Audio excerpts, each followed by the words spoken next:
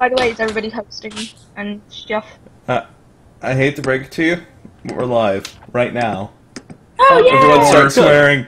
Everyone start swearing! Ah! Darn! Cocksucking, dang it. Shoot! You go right where you need to be, and then and then right back down again. well, we're live. I think. Yes, Benny's internet's still on the fritz. Looking? On point, as normal. Jace, I think your webcam Yo. froze. Oh, it's yeah, moving. probably because it's trying. I have to pause the stream real quick because it wants to load it. You gotta browse everything incognito. Incognito. No, yeah, I just switched over to a normal window. Incognitus. Oh, whoops, hold on. Let me go mute my phone because that's going to get real annoying real fast.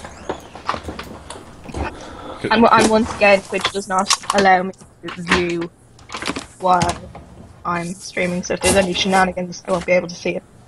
That's a Yeah. pity. It wasn't me. No, it's just... What is that? This is Stop. This is so professional. Oh gosh. I hope you at least have chat.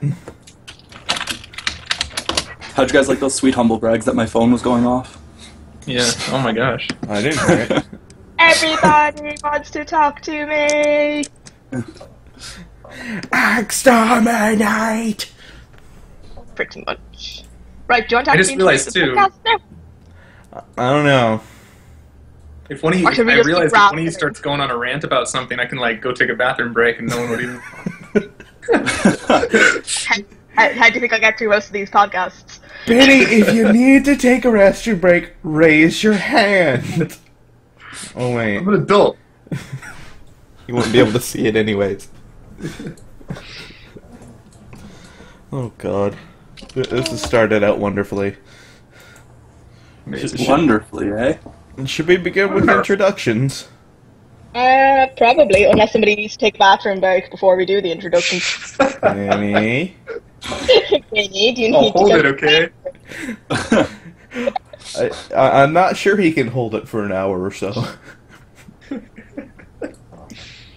Can you hold I it? think that's...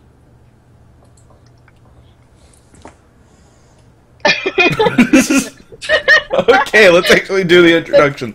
We're going clockwise, as I see it. I don't know what Jace. direction I'm supposed to be in.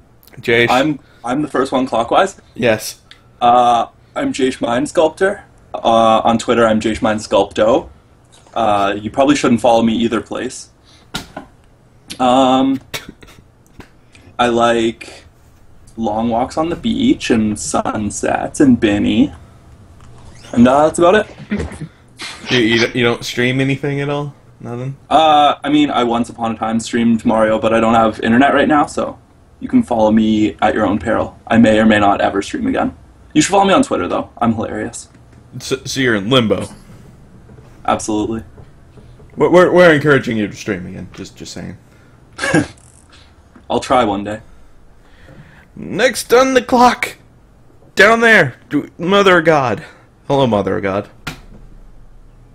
Okay, I'm back from the bathroom. Just got back. What's going on? We're waiting for Mother of God to do his introduction.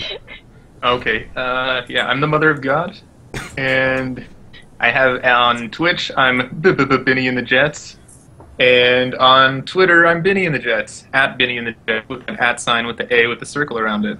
But if you're gonna tweet to me, remember to keep it 160 characters or less. George R. R. Martin once tried to send me a Game of Thrones, and too many characters. It's like 300 characters in that thing, so if you're going to send me a fantasy story, it has to have less than 160 characters, because Twitter has a character limit. What if a lot of them have the same name? Actually, it only counts for speaking roles. Oh, perfect. You have to speak in 160 characters or less. No, you only count as a character if you talk in the book. But then how does that Is that apply to character speaking? per character? Yes. Hold on, I gotta go to the bathroom again.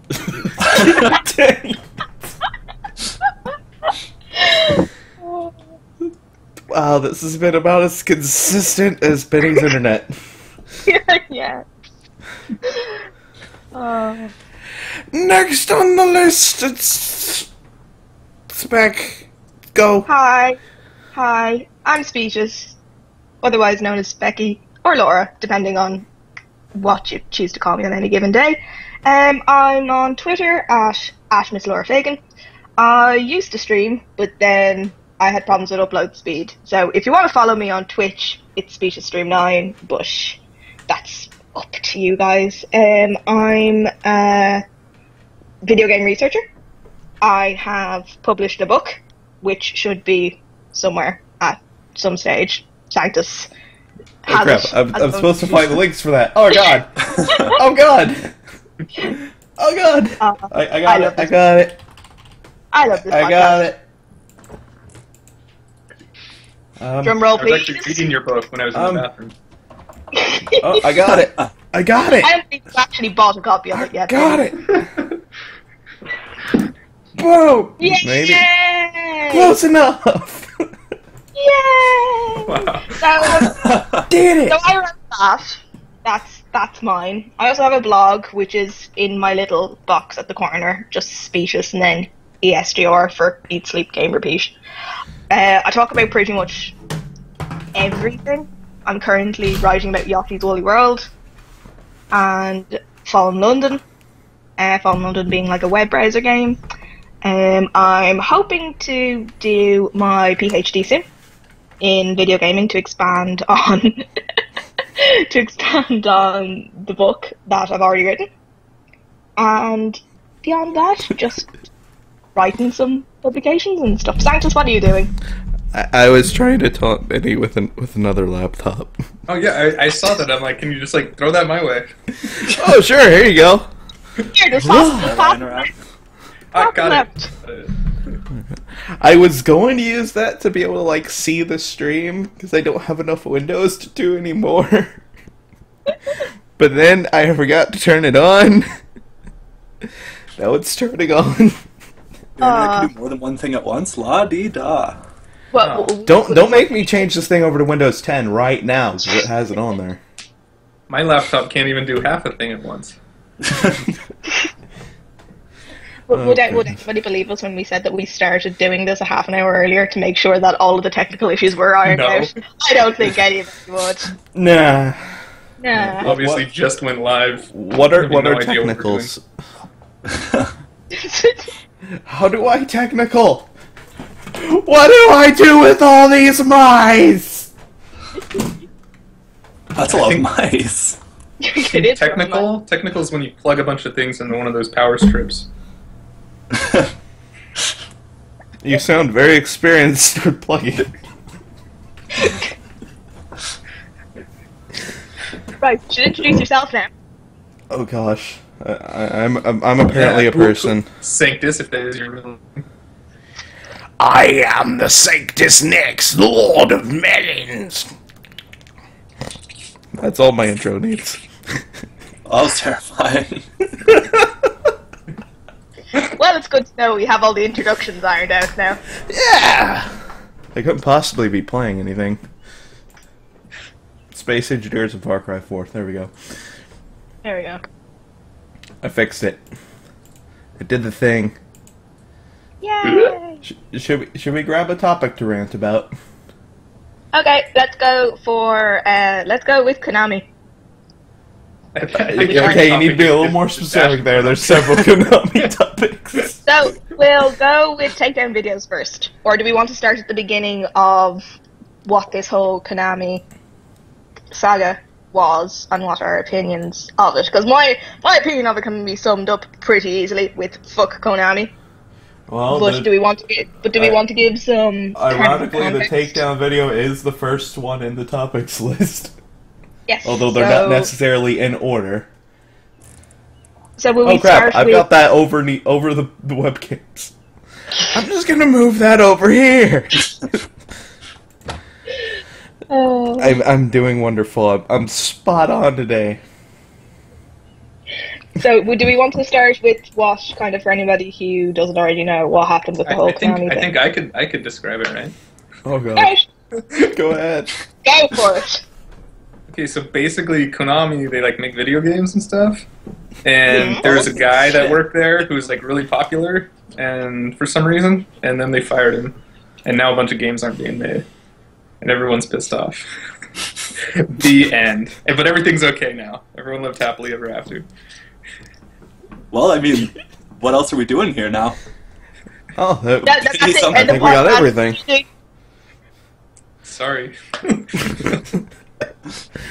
There's really no story here, guys. Wow, Benny, thank you for laying out the entire groundwork for us. Spec, would you like to one-up him?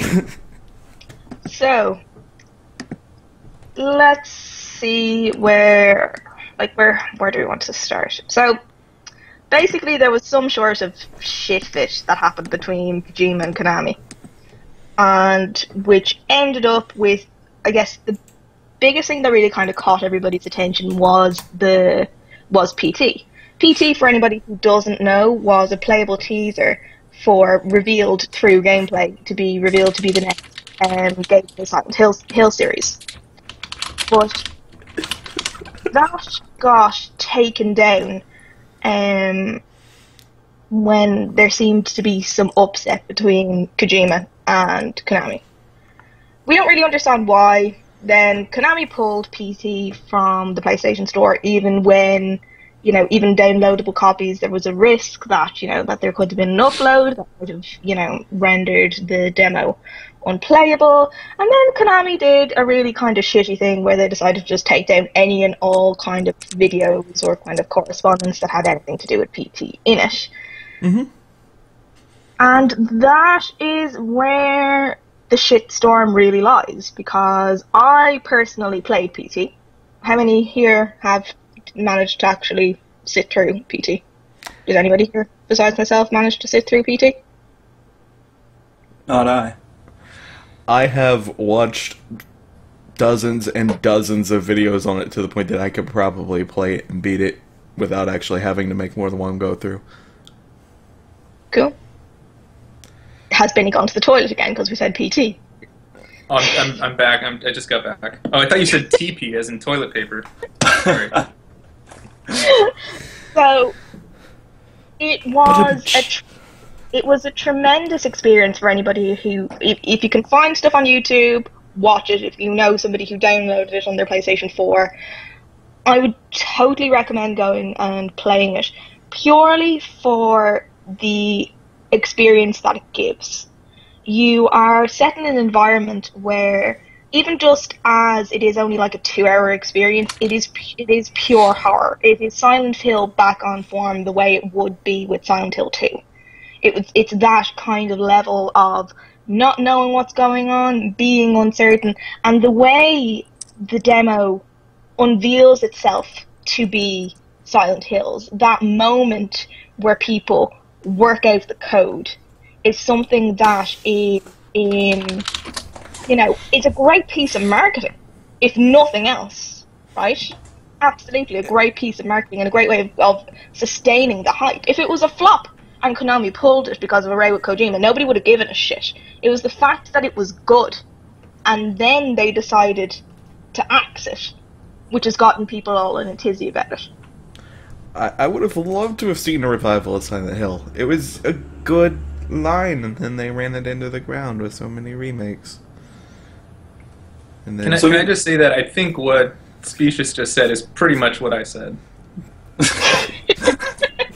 I got the same information out of both of them. I don't know. Same story.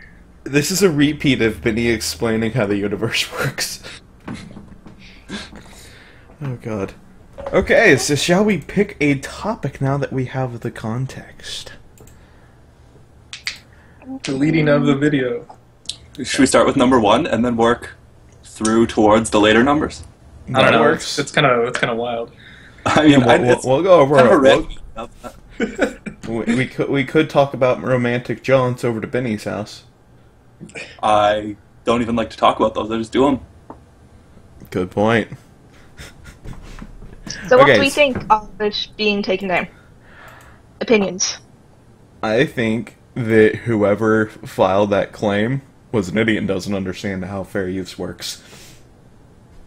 I think in general, people on the internet feel like they're too covered by fair use, because I could be completely wrong. I don't have great legal knowledge, but if you believe that something will harm your sales, which, like, say a video trashing something can very easily do, then, like, you have pretty much every claim you want to have it taken down.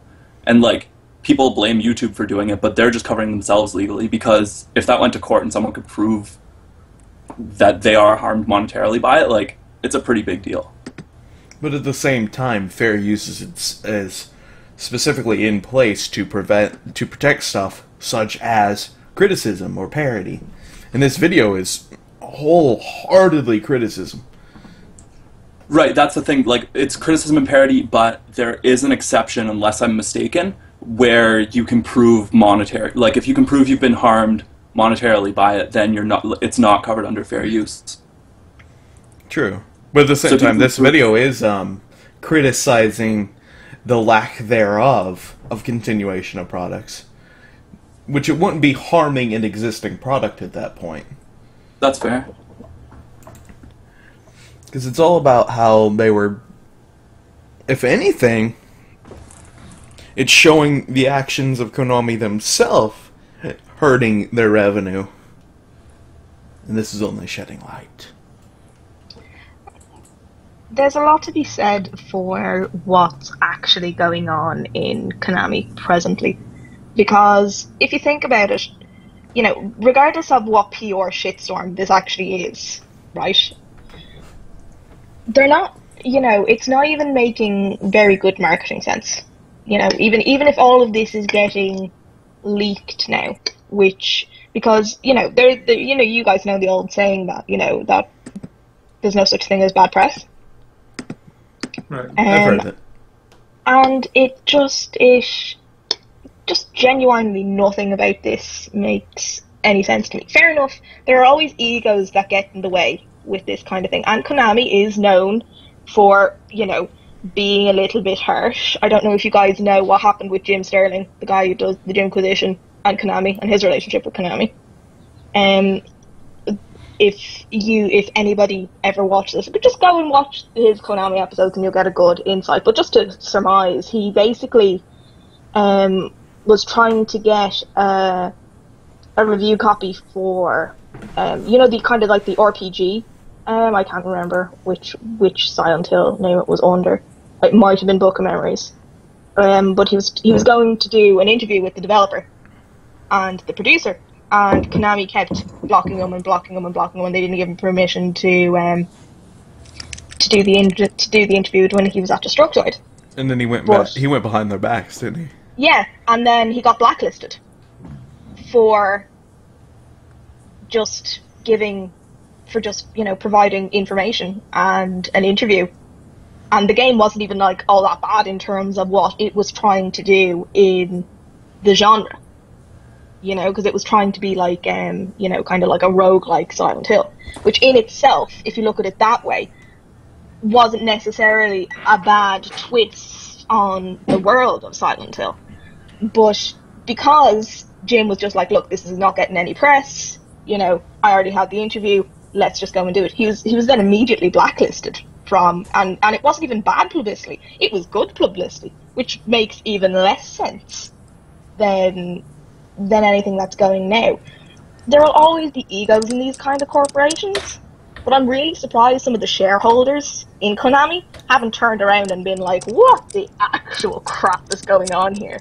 Like, I'm surprised heads haven't rolled.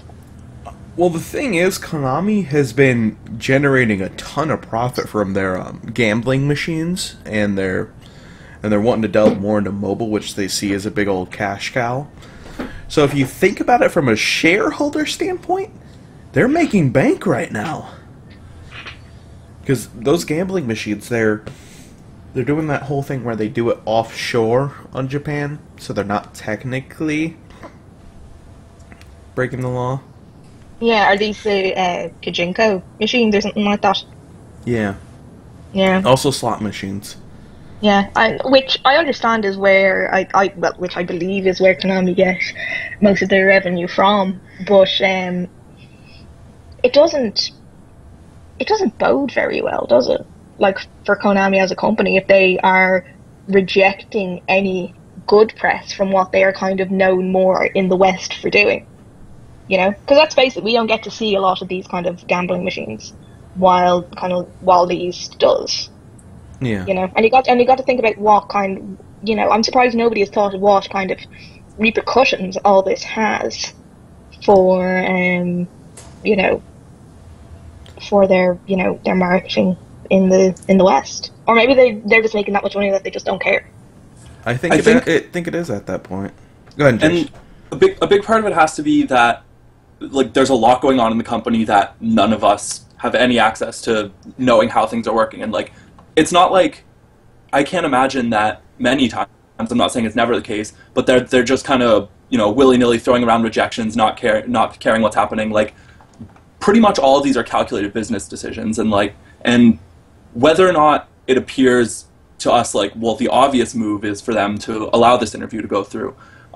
They might have knowledge of how they want something to develop. They might be making a connection with another brand that they want some sort of exclusive access, or at least like a competitor that doesn't want this one to go through. Like, I think there's a lot that happens that we're not privy to that would put a lot more context onto some of the decisions that seem like they don't make any sense. Yeah. There was one side thought I had on the earlier statement of all publicity is good publicity and stuff. Think about all this negative press has taken the value of a free demo and skyrocketed it. Yeah. Like, there were PlayStations that had it downloaded on eBay for silly money. That's actually, you know, one going of for our a couple of topics. grand. Is it? Yep. Number 3. Oh yeah, eBay taking listings down. Mm-hmm. That's probably a good way to segue into this then. There we go. I thought you guys had planned that. That was a sick segue. I'm impressed. But yes, eBay was taking down listings of PT, and their reported reason was that they wanted to stay hands off on any potential copyright issues. They wanted to stay away from legal action. Oh god, my window's in the way. DJ Fan 102, thank you for the follow. Hey. And I completely lost my train of thought. Copyright issues. They want to stay away from copyright issues and potential lawsuits, and that's where you stopped. I think that No pretty help. much covered it. It sure sets a bad precedent if you're letting people sell hard drives with software on it. Like, what's to stop anyone then from selling a DVD with a movie burned onto it on eBay? Like, it seems like a really dangerous precedent to just let people sell recordable media advertising the thing that's recorded on it. I could totally get behind taking those down. Like, it would make a lot less sense to me if they were allowed to sell them. Yeah. I would love to still be able to get my hands on PT, because it's a piece of art. It deserves to exist. But at the same time, I don't want the FBI sniffing down my neck saying, are you gonna sell that, man? Hey, you gonna finish that? Oh, goodness. Well, no, I don't necessarily think that what they were doing was wrong, but this wouldn't be the first time that something like this has happened. Like Flappy Bird, for example. Remember when your man from Flappy Bird got too much abuse and he, you know, took it off the store, and then iPhones are being sold? Ooh! I have a side note on that. There's actually I think either he's still going or someone bought the rights to it, but there's actually like Flappy Bird arcade machines now. Oh Jesus. my Where you god. just press one button over and over again?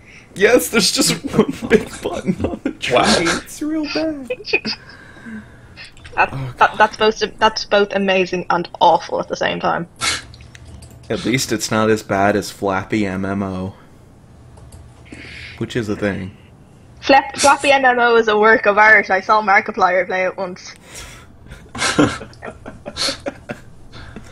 If Markiplier's playing it, it must be good. It could. It must be fantastic. Now don't mind me, I need to throw poo off of a building. I kid you not, that's an actual game. I have it downloaded on my desktop. I don't... Now we know what you're streaming next time, Sanctus. No, I'm probably gonna stream Space Engineers. Space Engineers is too good. You build your ships and then you fly them, and then you screw up and your ship shatters into little pieces. And then you feel really sad because you spent an hour building that ship. You know what the best part about being on camera is? Like, the last podcast is when you guys say something I agree with, I can just nod, and then it seems like I'm contributing. But all you get is silence right now. I'm just picturing you smiling and nodding on repeat. That's definitely the gift. That should be the gift. That should be my gift. Yeah. Smiling and nodding. Looking really pensive, just... Yes. Oh, Pensive God. Vinny. That's me. Or we could just imagine you're saying Mother of God over and over to everything. so appalled by our views. Benny, you've been promoted. Mother of God. Mother. Oh gosh. Which Okay. That's good. That's a good thing to go into on topic number 4. What happened to topic number 2? Topic number 2 You bypassed is we don't really go in order. Or did we clean up number 2 with the TP earlier? No, Wow. that's just mean. Let's move on. Alright, I'll see myself now. Oh god. Oh, we lost Jash. Just let me turn off his webcam real quick. Finally. Wow. What a dick. Okay. So that leads us into another good topic, which is on the same line, I think, and it's there were rumors that PT was going to be disabled from the hard drives at PlayStations. Luckily, what it actually was the expiration date was if you had gotten it through PlayStation Plus, it shows the expiration date is literally how much PlayStation Network time you have left. They thought it was they were all freaking out because they were thinking, oh my god, they're gonna disable it. I spent $4,000 to have it disabled. Oh god. There were some listings on eBay for PT going for several thousand before it got taken down. Yeah. That would have been very funny to me if people paid $4,000 for it and then it got disabled. I would have taken so much glee in their misfortune there. You sound like such a wonderful person. Oh, I am absolutely If you have not. thousands of dollars to spend on a demo of a game, yeah, I don't care what happens to you. Hello, Lisa. Hello. I spent $4,000 on you. Can you please come out? Oh god.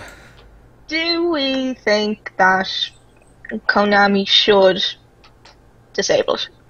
If we run on the same logic as, it might be two separate arguments, but should Konami have the right to completely remove it in its entirety? The right, or should they have done it? Yeah, Because there's I think a distinction there. absolutely they should have the right to take down anything they own. But whether or not they should take it down for any reason, it's I think a lot more of a gray area. I think that it's a middle ground. Art should have the right to exist, but the owner of the rights to it should have every right to be able to take it down. Yeah. Telling someone they don't have the right to do what they want with what they own is like... it seems like a pretty sketchy area to get into. It's the opposite of freedom! But And I you mean, I'm wouldn't from be. the Socialist Republic of Canada, and I don't think that's free, so... Oh crap, he is Canadianese. Panic. He's going to be obnoxiously nice to us. No! Yeah, I mean, I'll be obnoxious, that's for sure. Oh god. Well, in in my opinion, right, it wouldn't have been the first time that somebody's artwork has been used without consent, or kept alive without consent. It's a random ass reference, but there was an artist here, who mainly did architecture. Her name escapes me now, but she had a lot of her designs for concepts for chairs and furniture and stuff like that. She had all that kind of burned before she died because she didn't want the stuff to be made for whatever reason.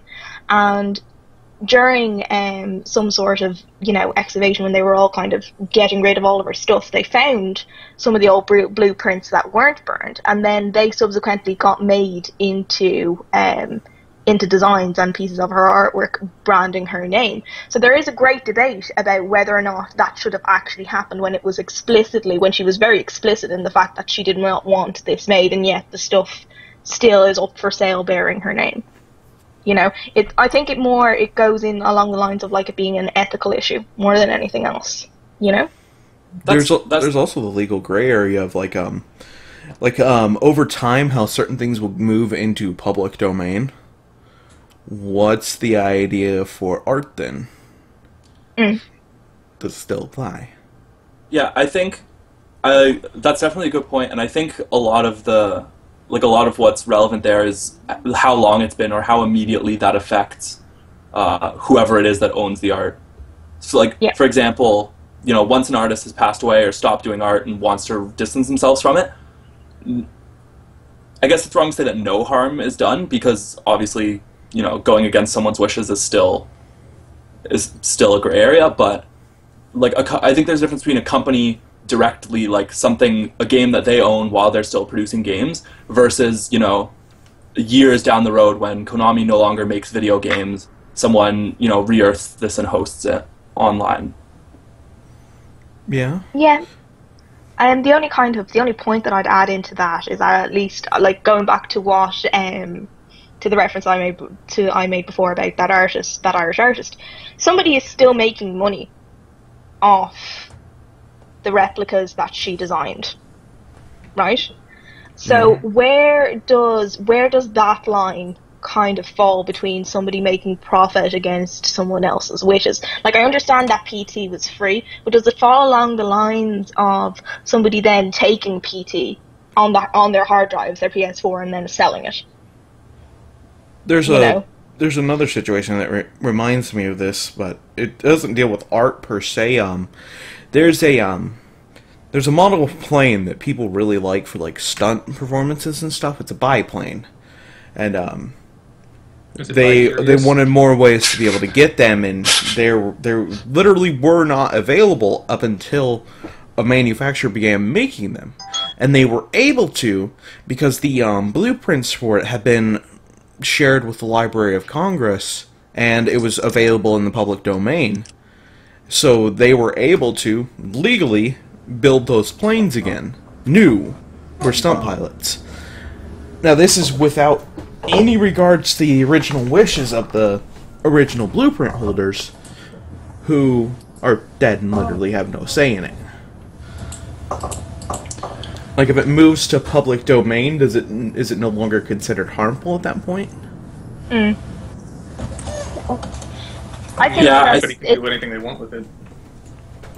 And I think that's basically how it works in art, unless I'm mistaken. I know a lot of Christmas episodes of TV shows or movies, they use, for example, they'll use the song from the Nutcracker because that's in public domain. So they're taking a song that they have no rights to and making money with it, but you're doing there's no tangible harm being done to the content creator or the owner of the rights, because there just isn't one anymore. Yeah. So I think, whether or not you should ethically be able to make money from something has a lot to do with whether you're causing tangible harm to whoever has the rights to it or whoever created it. So, in like the case of the chairs, would that be constituted as harm then? I think that depends on if she has any living relatives. Because I think they would have the most the most right to complain about it. But then, how do you recompense that? Do you stop producing, or is this something that is dictated purely by monetary standards? You know, like, how do you resolve that problem of monetization? Yeah, it's a real ethical gray area. Yeah, and is monetization the key area? Like, is monetization the point? You run into that that boundary of, well, does money make this go away? Or because you could definitely argue that Konami is pumping resources and time and money into getting these things pulled and sending these notices, and whether or not, you know, if that's ultimately what this is all about. Like, according to the video in one of the earlier topics, they are apparently Konami is completely restructuring itself. Like, where they were like a year or so ago, they were heavily departmentalized. Like, you had Kojima Studios, and it was doing its own thing. You've got their pachinko machines, the slot machine. Their department was doing their own thing, and they were making money. But you can something I learned in my bachelor's degree, that consolidation can actually save a lot of money, where you do like administrative tasks from like a centralized location and basically pump it out to all the locations, where instead you would have to ordinarily have like separate administration in each building, and that costs more. Stuff like that. So they renamed it from Kojima Studios to Konami Los Angeles, and Kojima's name is getting scrubbed, so it makes you wonder if really was Konami and Kojima butting heads, because like the previous structure we know worked. It worked. Yeah. And this new structure, was it really needed? But then again, this is all rumor. There's no actual proof of this restructuring, just correspondence heavily suggesting it. Yeah, or statements, you know, random statements saying that there is some sort of rebranding or reconfiguration going on. Also, has anybody managed to confirm yet that Kojima was fired, quote unquote? No, I haven't seen any confirmation. That's the thing. I like to treat this whole situation as hearsay, but all the evidence is pointing towards him leaving. Then again, we had evidence pointing that Google was going to buy Twitch. That never happened. It turns out it was Amazon. Yep. And we Remember all when know people how that pretended went. that was going to be the end of the world? And we were worried about Content ID going on there, which we kind of still got to a degree. I think people love overreacting to business acquisitions. Remember when Disney bought Marvel and everyone was furious and everyone was complaining that Mickey Mouse was going to be in the new Iron Man movie, and then they pumped out movies that are widely beloved by all of the people who were so furious that Disney bought Marvel. I think people overestimate how much a parent company controls the content of another company. Oh boy, let's go get that Wookiee fellow. Yeah, it's hard to, just watching like the videos, even going back to the first topic, it's hard to sympathize with the outrage of the people. It's like, really, what are they getting outraged about? A free demo of a canceled game is no longer being released, and apparently inside Konami, they're treating people in such a way that they want to quit rather than having to fire them. That sounds like basically like every job I've ever had. It's not shocking. And that's how companies operate these days. And it makes me wonder, when did the standard really change of companies? Instead of treating their employees good, we're going to treat our employees so bad that they're going to they're gonna eat our ass to keep their job, and we're gonna just here's my pocket change. Rates, like, people need jobs. Unemployment rates are high. It's hard to get a good job. If you're being treated like shit but making enough money that you have to keep your job, but can't just leave. But I'm 100% on board with what Benny said about it feels like people are trying to hold them to a higher standard than any other company. Companies consolidate, whether or not it's the best thing for you as the consumer.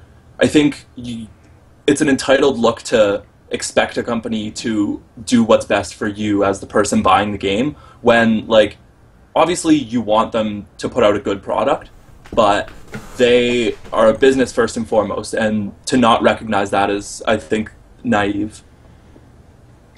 I think there's also a lot to be said for how... I'm just going to play devil's advocate because I don't necessarily disagree with anything that's just said.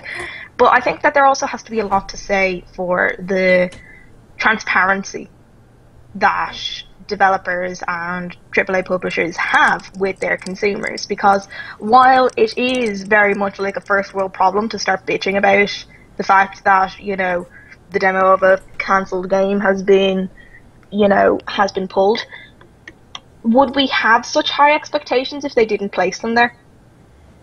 Is this the consumer's fault? I don't think so. I think it seems like the company has a lot of living up to do if they went out of their way to get PT out, to get the hype built up, then just to crush it.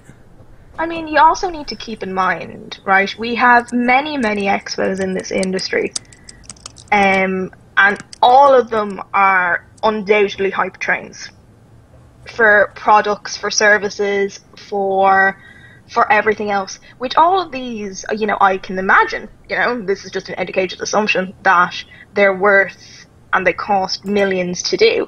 If they create that much revenue over something like this, then why do we not hold them to the same standards if, the same way other companies would? The only difference is that there's not that same amount of hype, because things aren't produced in the same way that video games are, and we get things kind of relatively quickly, which, is both good and bad. I mean, a good example of it is what happened, last year with, Assassin's Creed, and, they've now changed it to being, an annualized, serialized thing, and it came out broken. Are we entitled to complain about that when we have, invested in the hype, we have spent the time, which, in social media and social marketing, time is money. They are getting that back in revenue from feeding us, all of what happens in that publicity time. Is it really safe to say that we don't have anything to complain about? Even recently, only recently, has Steam announced, a basic consumer right of refunds.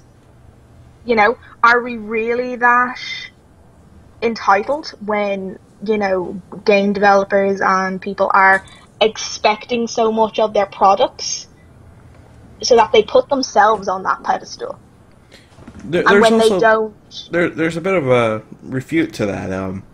When, for instance, in the case of, Assassin's Creed Unity, like you gave the example for, when you're paying the full $60 or European equivalent price for it, you would expect to get full price quality, as in a game that doesn't explode when you try to see anything that has a face. Yep. Unity. Oh, I'm just going to be a floating mountain eyes, and there's going to be little polygons in the back. It's confetti, don't mind it.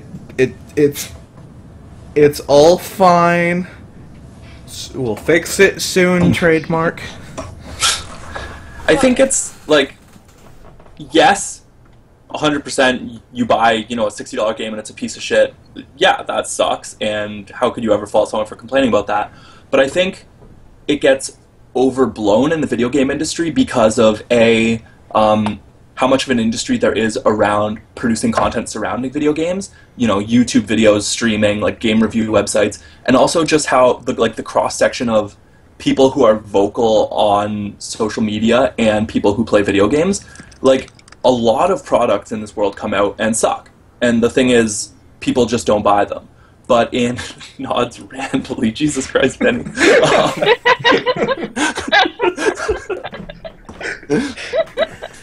Only because you're speaking, dude. So, someone puts out a regular product that sucks. People are like, wow, this sucks, and they don't buy it. But a video game product comes out that sucks, and you know, there are people that take brand loyalty much more seriously in video games than in most other markets. Absolutely. And so people, they're going to buy it even if they're told it's a piece of shit, and then they're angry that it's a piece of shit. And instead of just not buying another game, they produce, you know, mountains of content about how it's a piece of shit. And then they go and hype the company's next game and buy it for $70 at release. And maybe that one's a piece of shit because you know that they are now capable of putting out a piece of shit game. Like, I think, yes, you have the expectation when you buy something at full price that it's bad, but I think people are often kind of intentionally blinding themselves to, like, what they're buying. Absolutely. There's a saying that Total Biscuit has that fits this to a T. Don't pre-order games. Yeah. You'll find your life a lot better. The last game I pre-ordered or pre-saved in store was Pokemon Snap. Well, that's a Pokemon game. The So you know it's gonna be awesome. It's Pokemon. You're pretty much guaranteed a game that's going to be just like the other ones that you already enjoyed. Innovation 0. Fun, amazing. Yes. I pre-ordered Fallout 3, no regrets. That was one of my favorite PS3 games, and anything. I pre-order every EA game. Ow, my brain cells! I just like to see Sanctus suffer when I talk. Well, let me just boot up my MacBook. With broken Wi-Fi. God damn it, Benny! There's our new catchphrase. God damn it, Benny. I prefer to say it more impressed, though, like, God damn, Benny. God damn, Benny.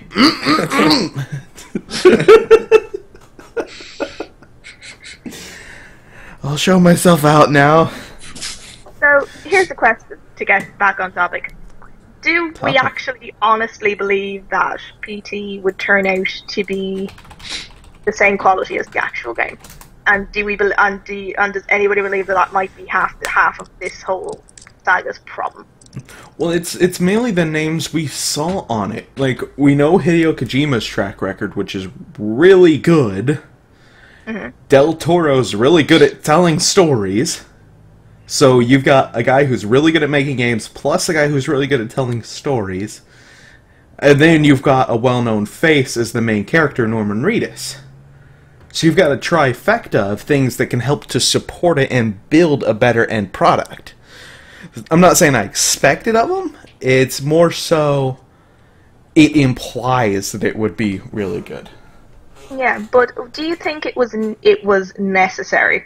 Okay, that you went from PT, which was a really good game in itself. If you even if you just kind of take away the Silent Hillness of it, do you think it was necessary at that point to announce that kind of thing, only for it to be pulled?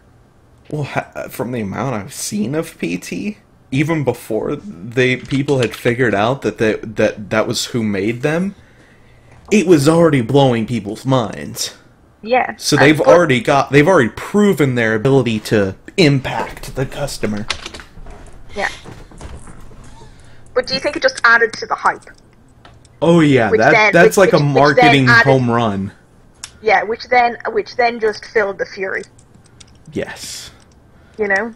And my whole point is that if you don't do that, it's like when we get release windows or we get shown like pre-alpha rendered footage of games that we're not going to see until 2020. Like, is there a point of showing that in 2015 because all that's going to serve to do is just continuously build up people's expectations. Like, personally, I'm terrified for Kingdom Hearts 3 because I've been waiting 10 years plus for it. So it's either not going to happen. It's either never going to happen, or it's going to be shit because it will not match up to. Yeah, it will not live up to the expectations that I've seen in the trailers, or that I've built up in my own mind because of everything that this drip feed that we've been given. Yeah, and is that half of what this problem is? Because they do the same thing with movies when they're 3 years out. Guillermo del Toro famously was going to do the 2 Hobbit remakes, which was going to be awesome because he does awesome creature design, and then pulled out of that as well. And so people go see the Hobbit movies. Yeah, they're not as good as the original Lord of the Rings, but then they come out of theater going, man, if Guillermo del Toro did that, it would have been so much better. It just hurts people to announce stuff so early before they're even in pre-production. Yeah, but from what we saw in PT, that demo was heavily polished. Yes. That had a sheer amount of polish on it. That implies that the game was actually much further along than they let on. Either that, or it was pre-rendered. Which is another kind of thing that that trailers and stuff are known for doing, which is actually. Oh, I'm not talking about the Norman Reedus bit at the end. I'm talking about the actual gameplay section. The actual gameplay. Okay. Yeah, the gameplay was. I totally agree. It was immensely. It was beautiful. That was immensely polished. It also heavily showed off the Fox engine. That's what it was running in. It was running in the Fox engine, like Phantom Pain and Ground Zeroes. So, they were able to pump out a bunch more power off of it too. That's what they mainly focused on with the Fox engine, was basically make it run better, and then we can squeeze in more graphics. Gotta get your graphics. Benny, don't even try. You could have just said that. I was trying really hard. It wasn't worth the breath. My mind just started racing the second you said Fox engine. Wow, that engine's so foxy. Vroom. 20th Century Fox. I don't know. What does the Fox say? The ding ding ding ding engine. Yeah, Star Fox. You're becoming more like your father, Fox. Do a barrel roll. Press RZ now. Hey Einstein, I'm on your side. Slippy, watch out! Bogey on your tail. Help me, Fox! And then, wasn't there some point in the game where Slippy got caught by some monster, pulled into this ocean planet, and then you actually don't have to go save him? Oh, really? You end up picking up this female pilot all of a sudden, and that fills out your team? I have no idea. Like, seriously, at one point in the thing, you actually can swap out Slippy. He's just gone. He's gone. Slippy's dead. There's no more Slippy. And then he shows up in the next game. Trade out Slippy for Froggy from Statics. I could just imagine an R-Wing with a tail slapped on the end. And a fishing pole hanging off the side. And the boss you're fighting is a giant robotic bag. Yeah. I'm coming, Fox! Oh god. What have we become? I don't think Jericho's here for our memeing. Is this a good time to go into anime action figure boobs? We definitely slipped away from the topic there. Yeah, we can't ever get off topic. It was a beautiful segue off of to a topic we didn't even know we had. Oh god. Action figure boobs. Okay. Action figure boobs. You can squish them together. Yeah, what's that all about? Like, literally, that was the demonstration of the product. You can push them together. And I read the article. Was that in those pictures? Was that Kojima doing that? I He was holding the doll. implying from the name of the article, I think it was. Yeah, like just from that one picture, I'm like, man, this guy's kind of a creeper. Maybe he deserved to be fired. Yeah, I don't want a guy doing that working for my company. Then again, we always wanted our action figures to be more erotic. He said something like that. Then again, you gotta think about it. You look at, like, Metal Gear Solid 3, you've literally got a button during the cutscenes to look at cleavage. Metal Gear Solid 4, if you were in the end of the boss fight, you could literally take out a camera and the bosses would pose for you. He hasn't ever been one to hide his sexuality, especially not in his games. Like literally in Phantom Pain, there's a cardboard box where you can use it to sneak around, but you can actually flip it inside out and suddenly it's a cardboard cutout of a female. And the guards will get distracted. Oh, Yeah, I've seen that. That's pretty funny. This is some nice cardboard. Okay, so I've gotta go hunting. That's what's going to come out months from now. Is Kojima was actually fired because they caught him doing lewd stuff with the dolls. Oh god, pretty much every Metal Gear Solid game has had dirty magazines in it too. Like literally, you just throw them on the floor, and the guards will hunker down, just start staring at us. Kojima's productivity dropped so far once he got his first one of the action figures that they just had to fire him. He just spent all day at his desk playing with it. So wait, were they like the only part of them that was attempted to be made realistic were the boobs? Apparently. Yeah. That was, I think, it was in the comments section. They were saying something like, "Before you do the boobs, at least finish the face, because the face looked like a dead alien." It did not look like a hot Well, woman. the thing is, one of the faceplates you put on it was actually like a bunch of like running paint, like mascara or something. Apparently, and we haven't had any way to prove this yet because the game's not out, but apparently, when we find out why Quiet is, or her name is Quiet, right? Or is it Whisper? Mhm. It's Quiet. Quiet okay. Riot.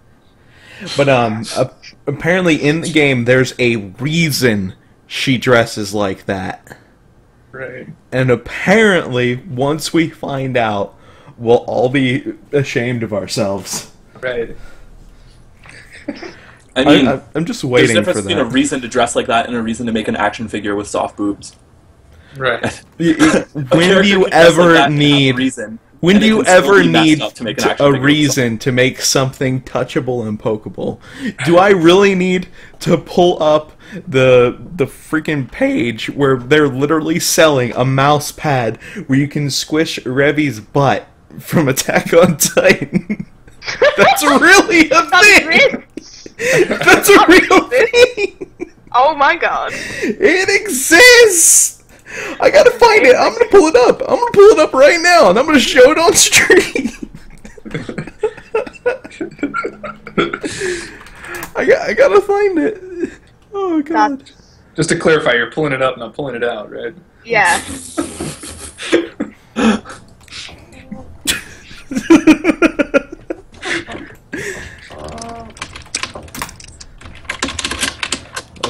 Something like, shut up and take my yen or something.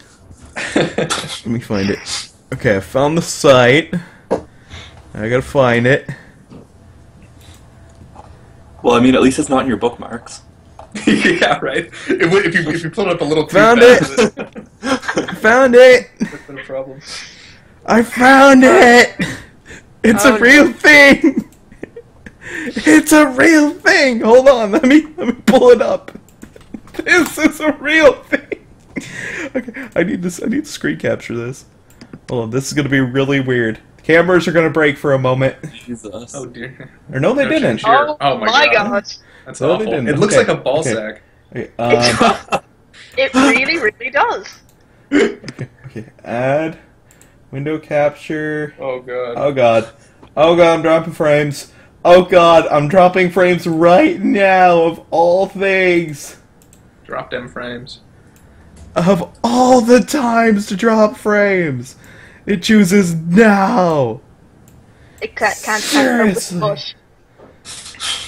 Can't cope Boom. with heavy, but Boom! It's on screen. Everyone will be forced to see this now. It's a real thing. Look at You it! talk Look about, at it! Look you at talk it! about guys having stuff for their candy. Well, girls get their candy too. Everyone gets their candy. Does anybody notice that Vinny has been the most vocal ever since we started talking about butts? What? Oh, God. Oh, I'm so glad I'm recording this locally, too. Oh, God. That's a thing. That's a real thing. I don't know why that's a thing, but it's a thing. Yeah. Oh, God. My brain. Oh, damn. What were we doing again? Talking about soft boobs. Yeah. Oh, right. Squish. So why do you guys think it exists? Because it'll sell. Because people will buy it. Yeah. Like It'll sell. 12 to 15-year-olds will probably buy. You mean 85% 12 of to them. 50? And well, there will definitely be some of those, but not as many as the just into puberty kids who think it's like the coolest thing ever. We know Benny's going to buy 10 of them. Yep. I'll take 8. And he's becoming a crafty consumer. He's also becoming streamlined. Last time he needed 10. No, because you know what'll happen? I'll buy all of them, and then they'll be taken off the market just like PT, and then I can sell them on eBay. Oh, God. Economic genius. Okay, so what we've got left, we've got Igvania Stained is what Konami isn't, and Australia is still upside down about video games. Video games? Games? I can't do accents. Video games. It's hard to talk about Australia without just quoting the entire Simpsons episode. Or Crocodile Dundee. Oh, gosh. But yes, Australia refused classification over 200 mobile games, which, by law, if the game is not classified, you cannot sell it in Australia right now. Which means that's pretty much banning the game. Apparently they have like a backlog of like thousands and thousands that they're trying to like burn through, and it's like, nope, we're just not going to classify you. Nope. Oh, you have a little bit of blood in your game? No, you're banned. No. I mean, I think those numbers of thousands, like they mentioned mobile games, there are a lot of mobile games that are created that are literally just like anime porn. And so like, while I don't think any game should be banned, like I'll start with that, I don't think a government like saying that a video game can't be sold is insane to me. Like, I think people are it's a lot of hyperbole to say that it's, any game that involves violence. Whether or not some games that aren't that violent are getting banned, like, that number is hugely inflated by things that aren't games. I just have one thing to say real quick. The chat in which you see is one of your imagination. Okay, now you can continue. Yeah, the point is basically they can use the excuse of it's unclassifiable just to ban a game, which is silly. At the same time, in the article, it did say there's some that, in other countries are rated E for everyone. They're like children's game that they for some reason found they couldn't rate. Yeah. I think this applies mainly to, it said, a lot of mobile games and like web-based games, so it's probably not that big of an impact. Like it won't be for consoles or PCs probably. I think it's more of a case that, regardless of the content of the game, it has a right to exist, but the platform you aim it for, that should be up to the consent of the platform you're trying to put it on in the first place. Not like, I built this distribution platform with these sets of rules in place, and now that guy over there, the guy in the hat, he's telling me I can't sell that game, even though it fits my criteria. Or they say the game can be sold and I don't want to sell it, yada yada. The latter is correct. The former is not. Mm-hmm. I don't know why I put the second one in. I think I was in the moment. In the moment. It's the heat of the moment. There was a heated moment. Benny, you're always in the heat of the moment. I'm always in heat. It's summer here. It's really hot over here. It's in California. Like, what do you guys? Where did your guys' mind go? Yeah. Jeez. Oh, out of the gutter, please. So, should we just start saying swear words all of a sudden? Holy loud typing, James. Sorry. Yes. My keyboard is really, it was like $3 at a thrift store. So, it's Hold not on. very good. Let me type. Hold on. I forgot to click on the chat. Okay, Normally I here we go. remember to mute my mic when I type. There, I said hi. Nice. Using face typing. Yeah, I think a government, like, not selling video games and, like, something like what games people can play is just insane. Like, I'm obviously biased because I'm an online poker player, and so I had, like, you know, pretty vested interest in what the US did with poker, but I think there are a lot of it's pretty, the word for analogies, meaning they're similar, but, right, it's very similar. So, like, you're telling people what they can and can't play, which, like, that sure doesn't feel like a decision that a government should be making for you. Yeah. Like, I understand if you're affecting someone else's life, then yes, that's obviously a decision that, you know, should go to more than one person. But when it's like what media you can consume in your own home, it's insane to tell people that they just can't. Like there's versions of games that have been released in Australia that because they had to change the game to make it releasable, they literally cannot play that localization of the game with any other country. I think one of the cases, one of the Saints Rose games, like they actually had to remove content to the point that it actually made it incompatible with the other versions of the game. If you were literally in Australia, you could only play with Australians, whereas, like, here, like, if you played an online game, you're gonna probably get several dozen more countries in there, and broaden your horizons, meet cool people, like I'm doing right now! Like, I got cool. I got people from Europe and Canada land! Yeah. We prefer to call it the Socialist Republic of Canada, thanks. There you go. All citizens are required to start their morning with a warm cup of maple syrup. Geez, if you caught the last podcast, we went over the fact that every province in Canada is named after a rare game. Are you in like Banjo-Tooie province, Perfect Dark province? We found out Benny is in the Nuts and Bolts province. The Nuts and Bolts province. You shut your whore mouth.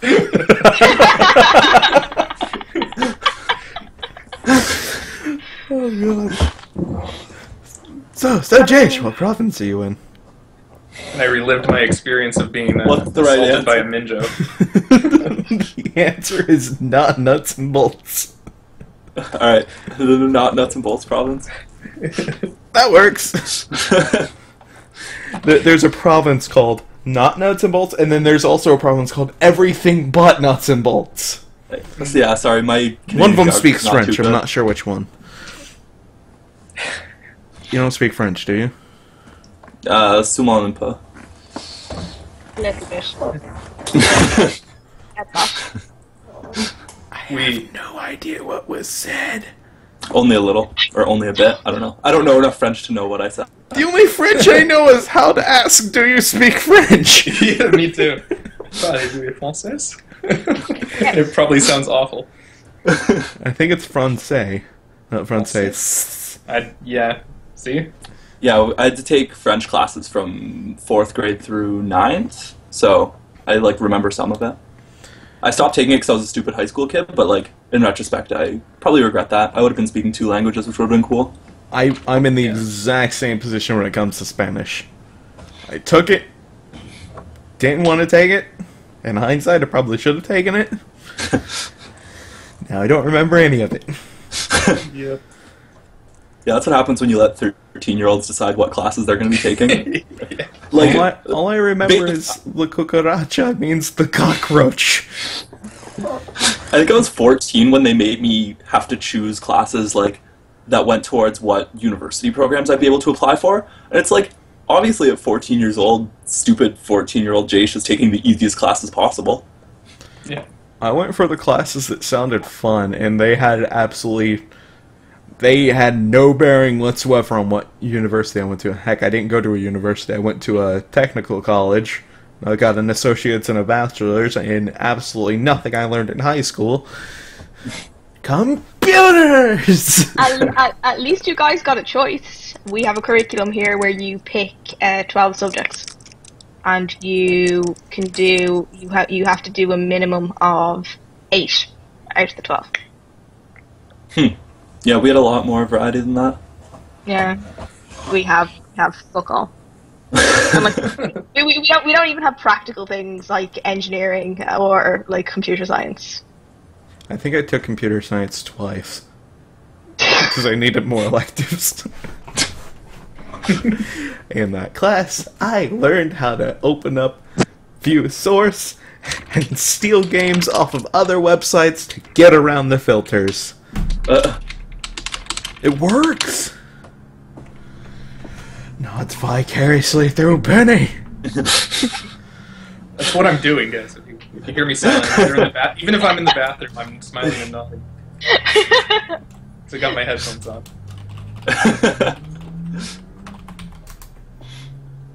I've misspelled that. It's supposed to be intensifies. I ruined it! Yay! All right. Oh gosh. Win some, you lose a lot. Shall we move on to our last topic? Sure. Igavania stains. Oh yeah. Does anyone remember what that is? Yeah, it looks cool. What? I think it's a Castlevania It's, successor. I'm not sure. I'm under the impression that it is what Konam isn't. So, I don't know where you got that idea. that's just the impression I'm under. Konami originally owned they do own the rights to Castlevania, but they lost Iga, the guy who kind of made it, and made them a ton of money off of the franchise. So he left. He's making his own game because Konami thought that there was no more market for that type of game. Well, The same way they said survival horror was dead. and look at what happened. They hit $1 million within a single day.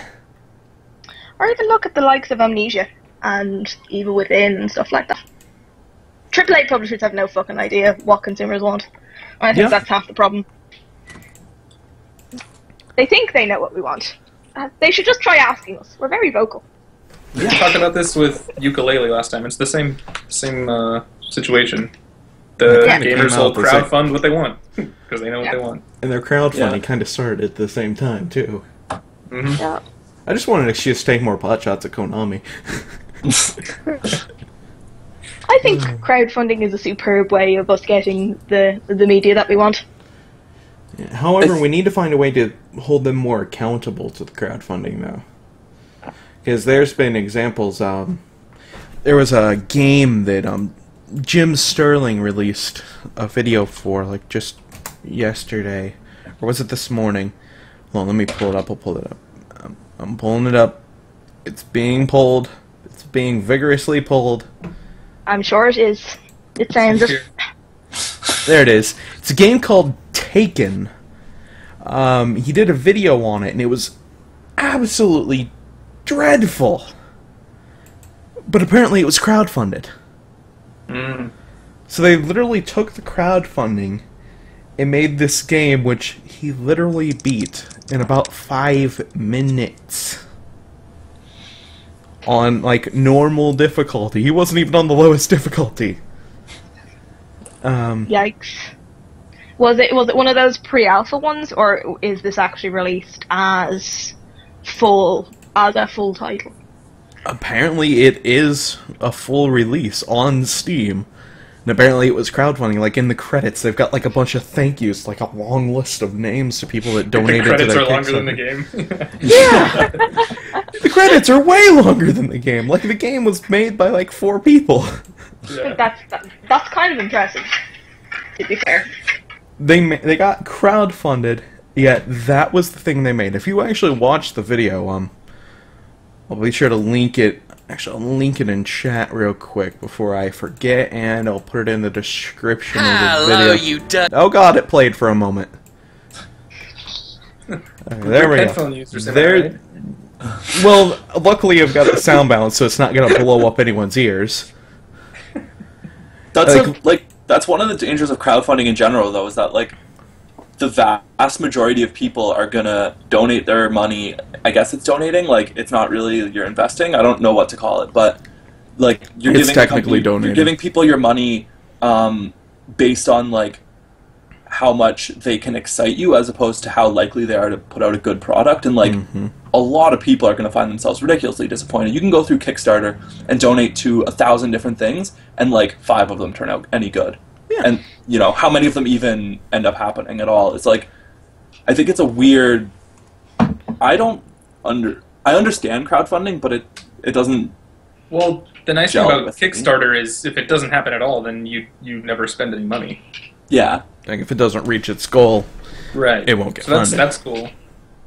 Like that game that they advertised a Kickstarter during the PlayStation E3 conference.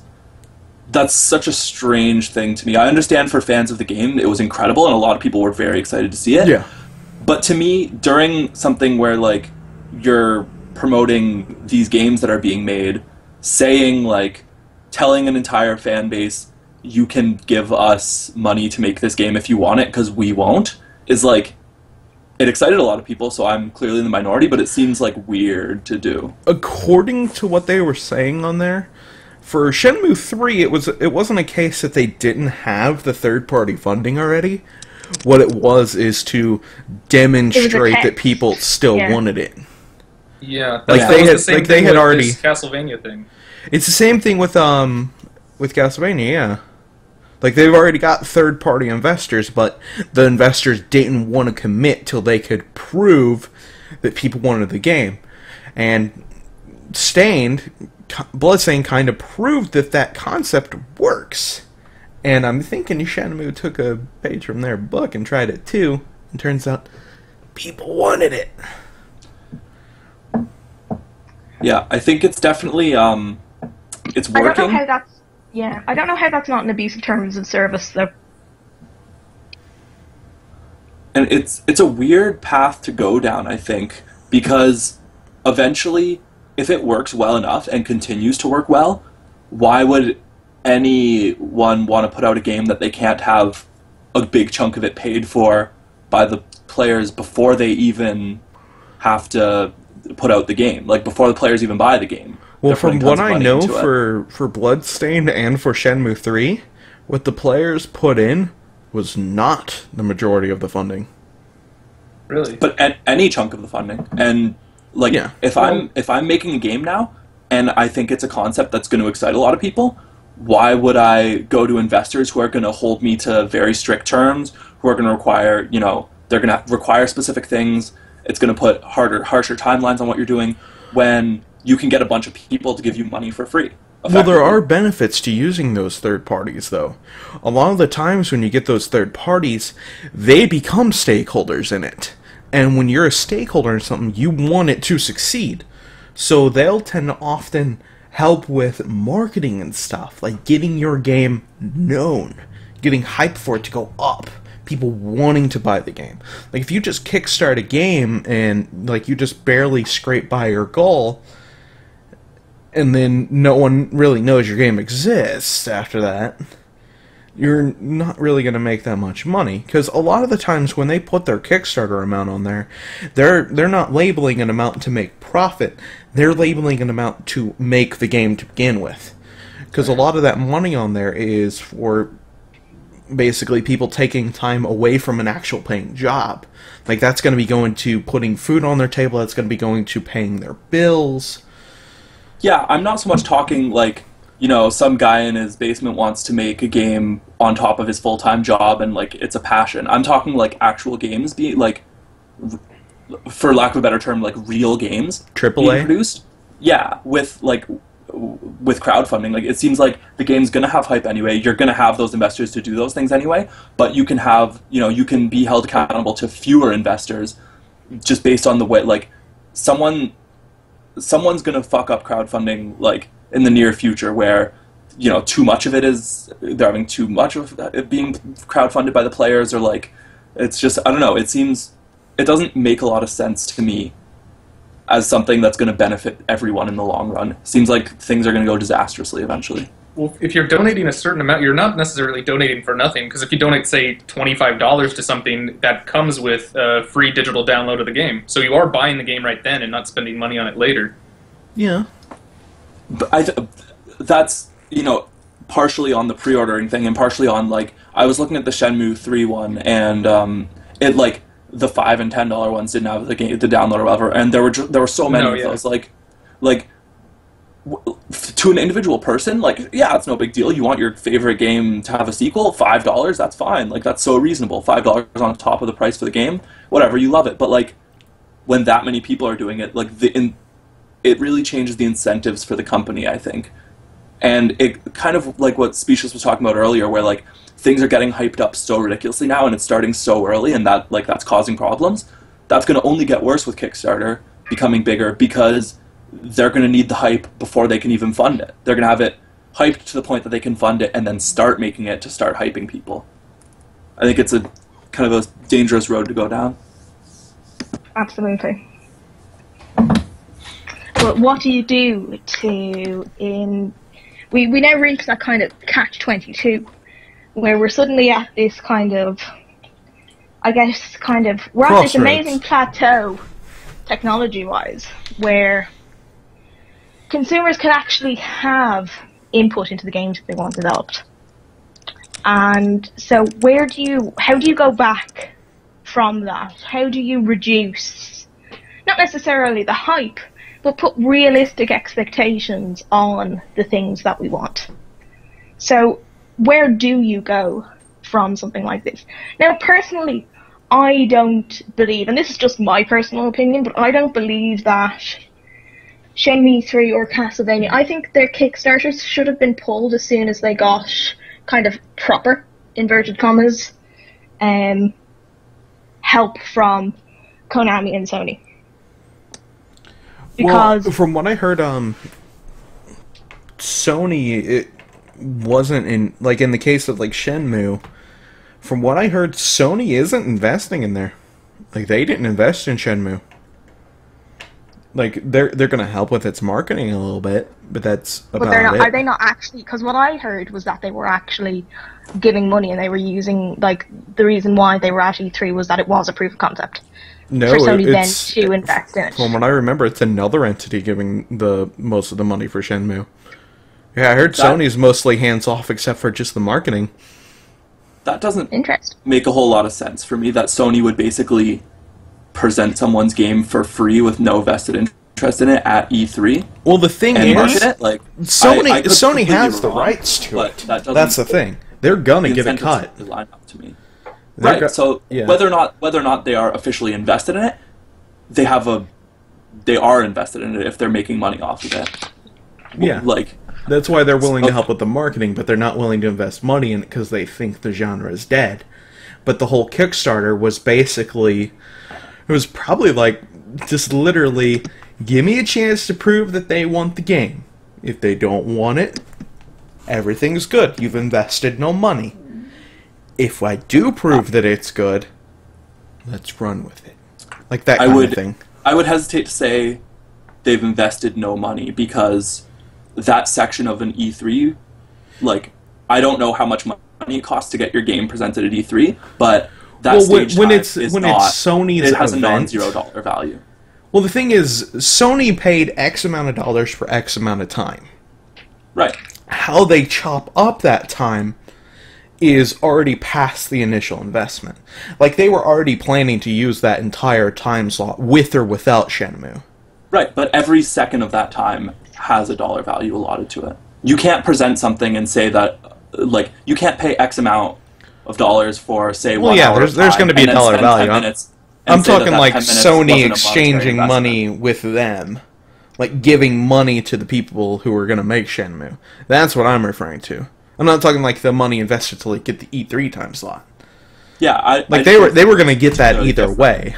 It's kind of like the whole it reminds me faintly of the lost sale paradox. You know, like if someone was never going to buy a game in the first place, but then they pirated it, does that constitute a lost sale if they were never going to buy it in the first place? Even if they couldn't play it? I'm not really seeing the comparison. Because at the Sony conference, they could, instead of presenting Shenmue 3, present something else. It's not like if they don't present this game that like the time is just wasted. So what they were like probably would opportunity have cost done is a real thing, and whether or not they've handed a direct number of dollars to someone, like there's heavy monetary investment in putting such a prime spot into like giving such a prime promotional spot to something. Well, there's also another thing to consider. What if there was originally never going to be anything different in that spot?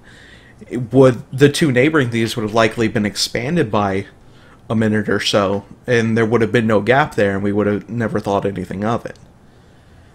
So even with or without Shenmue 3, they would have been able to fill their entire time slot at E3. Right, that's what I'm saying. That like, so it's not like it's not investing anything to present, like to give it part of the time slot. Like that's a lot of investment because there are other things you could be presenting. If that makes any sense. Yeah, I'm just more so like referring to like the direct exchange of money in hand, like on top of what they've already purchased for the E3 time slot. Yeah. Like if they like, hey Shenmue, you want to be on here? Here, have some money. Just chuck the money at Shenmue. Yeah. I don't know. I just think they're similar, but I could be missing the point. I think it's one of those cases where we're both sort of right at the same time. And it's one of those gray areas. I think it just goes to show, ultimately, how truly complex all of this actually is. Fuck you, car! There, I feel better. And how much of a lack of clarification there actually is surrounding all of this. You know, because we still right now nobody can kind of know for sure what's really going on. And I think ultimately that's a problem, and that's not going to stand to better anyone in the long run. And I think the more transparency that exists, the easier all of this will be able to become something that kind of will take it to be a norm within our industry. You know? That's one thing that's really interesting to me about the video game industry is the transparency to consumers. Like, any other product is being developed with transparency to investors and shareholders, but not to the consumers. You're basically showed a finished product and told, this is what we're selling. But, like, it's really cool what, like, how much is shown to the players of the development process and how that still feels like so inadequate for being the sake of transparency. That reminds me of one of the social norms that have been reversed in recent years. Like normally, like 5-10 years ago, well, mostly 10, game developers would pay people to test their games. Now we're getting into a mindset of like the whole early access thing. It's like, oh, you wanna test our game for us? You'll have to pay me, and it's completely flipped. Mm-hmm. Or indeed the idea of beta testing in general. Mm-hmm. You know, gamers are now officially becoming exactly what they are calling it, beta testers. Something that 10 years ago you would have to have a degree in computer science and a lot of technical knowledge to know how to debug properly. And I say this with every respect in the world, but not every gamer out there, is necessarily that level of computer literacy. Benny. Where they know where they know what the problems are to begin with, let alone how to kind of give somebody the information that they know to fix it. You The know? internet is broke. Now it's Yeah. more so a Fix it, case where we're basically kind of like how search engines scour sites to gather information. We're basically bots for the company to just mass collect information about the game for them so that they may or may not fix it. It's like, there's this bug. Is it worth fixing? No. It sure is great for the companies, like, instead of having to pay, it's like being handed free money because you don't have to pay the people to do it. People are paying you to do it. Like, that's just free money in your pocket. So, like, it's another thing like crowdfunding to me that, like, handing a company free money as a consumer, while right now it might be doing good things, and, like, I know what's the one where you build spaceships was in beta for a long time and everyone loved it. Or, like, Space people were- Engineers. Or was Yeah. it, Kerbal? Kerbal, yeah. Kerbal? Oh my gosh, Kerbal is sex. Yeah, like, people love that game, and I think, unless I'm mistaken, I think that was in beta for a long time while people were still loving it. And so, like, they gave it's a a good bit of thing an for the incentive to do that, though. Like, they, their incentive was that when you purchased the game then, you were getting it, you've bought the release version. But at the same time, because you invested so early, like, I had a friend who bought the game for $5 at the time. Now it's 40. yeah, I'm It's not saying, worth like, 40. I'll argue day and night. It's worth 40. I was only using that as a very general example of a game being good while in beta.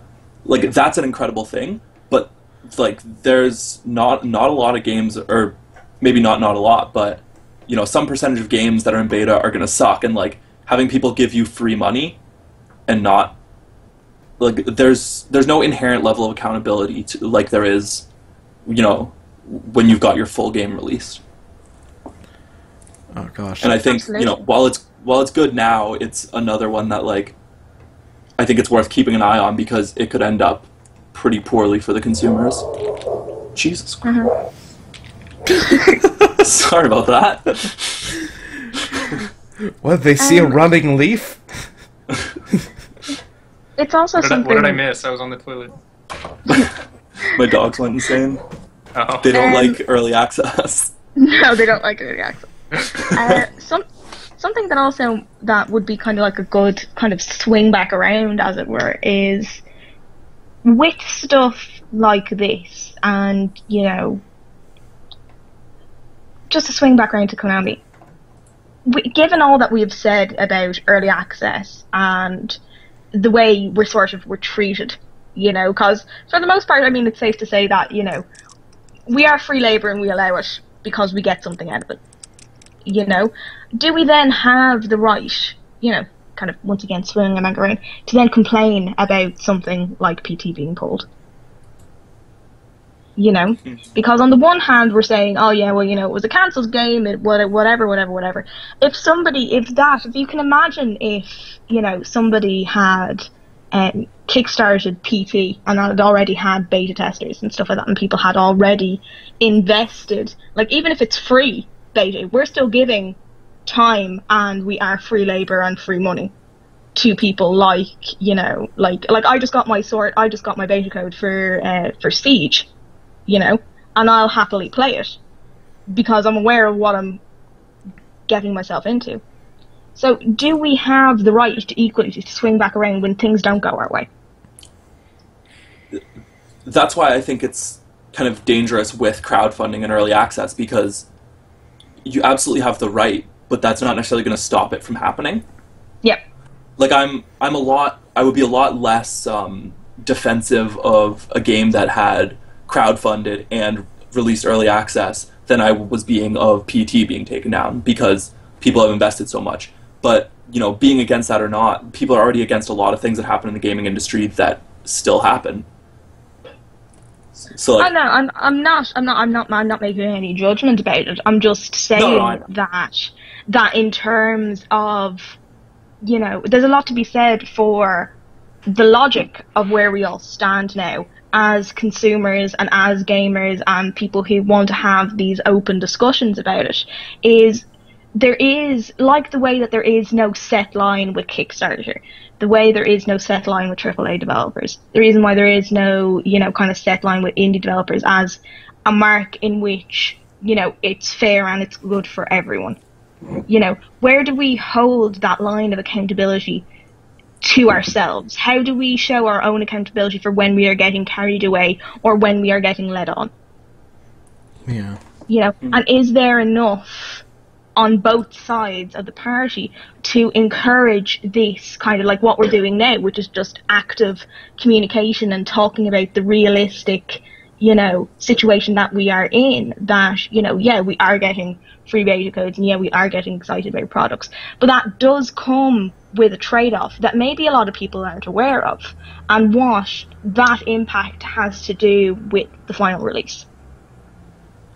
Yeah, I think that in general there's not enough perpetual cycle that is, you know? Yeah, I don't think there's enough open discussion about it just because of the way internet discussion goes in general, where the popular opinion, like the unpopular opinions, you know, if I were talking about how Konami hadn't done something wrong on a video, or hadn't done something wrong, but like that things were potentially justified on a video game message board, I would be ignored and ridiculed. And the kind of the pro-consumer opinions echo off of each other, and it just becomes groupthink until everyone believes that, like, thinks the things in one certain way, and then it kind of lost in that cycle is how it realistically exists. And that works really negatively because then the consumers all believe a certain thing, and then when reality comes out differently, it's like even more crushing. Yeah. And then that makes the cycle even worse the next time it happens. I think we lost Benny. Probably on the toilet. He's probably probably still sitting on the loo. Instead of weeing this time, he actually just went to take a poo, and that's the reason. You know, he's still looking for the TP paper from last time. I need so much toilet paper. Helper. I buy the big Costco packs of it. And you still run out. Yeah. And the moral of today's story is, Benny, you're full of shit. Isn't the moral we're all just full of shit? Yeah. I certainly am. I think that's a good spot to wrap this up. We've hit all the topics. Yes. Shared a few laughs. Did it. We did it. Shed some tears. We won. Vinny had a lot of poos. In a way, we all had a lot of poos. In a way, we all had a lot of poos. In a way. Yeah. Especially the sheer amount of shit I spew from my mouth. Yeah. I think that's something that the four of us have in common. We all talk a lot of shite. Enjoy playing devil's advocate. Okay, let's do some outroductions. Jace, someone else do an outroduction first. Say who you are, where they can find you if you're gonna stream again. Mind Sculptor. I once upon a time streamed some Mario. I might stream again. Like, you can follow me if you want, but I'm not particularly hurt if you don't. I'm on Twitter as JHMindSculpto. I'm way cooler on Twitter than I am on Twitch, which isn't saying much. But we're on Twitch right now and YouTube in about 2 hours. YouTube, eh? I don't know if I'm worthy. Yes, this all gets re-uploaded to YouTube. Should edit me out. I'm not worthy. Okay, I'll just put a long awkward silences where I was talking. Yes, responding to the air. Oh god. Konami's gonna pull your video after they see Jace. Yep. Yeah. Yep. It's all done. Done. We uncovered the secret of why Kojima was fired, and that's gonna get our video pulled. Yeah. Those damn action figures. Okay, next in the clock, Benny, spew some shit for us. My username is Mark Twain, and I wrote The Adventures of Huckleberry Finn. And I'm dead. And I'm rolling over in my grave because of the way the world treats each other these days. And my favorite book is so much better than mine. My favorite book is The Wind in the Willows. I'm dead. Good enough. Spec on you. Twitter is at Miss Laura Fagan. The book is somewhere lost in the translation of the chat. My blog is written down below. Go follow, talk to me, and stuff. Oh god. Okay. I'm the Sanctus Nex. I do Twitch and YouTube. Once upon a time I did Hitbox, but then the multi-stream site I used couldn't handle the traffic. So do just Twitch now. Got Far Cry going on the main channel. Doing Space Engineers here on Twitch, occasionally Terraria. This podcast is going on YouTube as well, so there's going to be people watching it from there. So, hi YouTube people. I'm talking to you from the past. I'm a time traveler, traveling through the time at the speed of regular time. I just want to clarify, we all get a cut of them YouTube profits. Yo. Jay, pay up for him. Wait, we invested in this, didn't we? Yeah. We crowdfunded this podcast. I invested 3 whole bags of sunflower seeds! Did the Twitch viewers get did they get anything for having early access?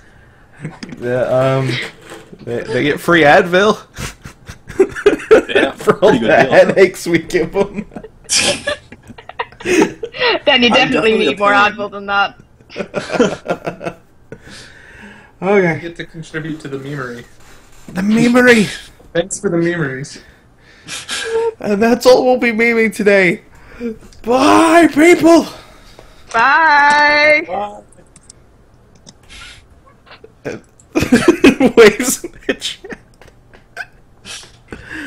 Okay.